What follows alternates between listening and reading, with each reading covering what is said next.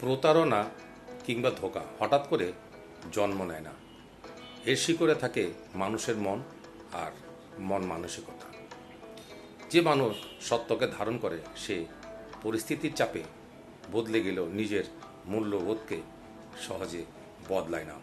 আর সত্যিকারের অভিজাত মানুষ সে বংশের পরিচয় নয়, তার আচরণ, বিবেক আর চরিত্রের সৌন্দর্যেই পরিচিতি হয়।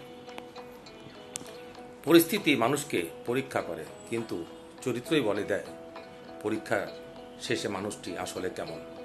তাই মানুষকে তার বংশে নয়, তার কথায় নয়, তার আচরণে চিনুন।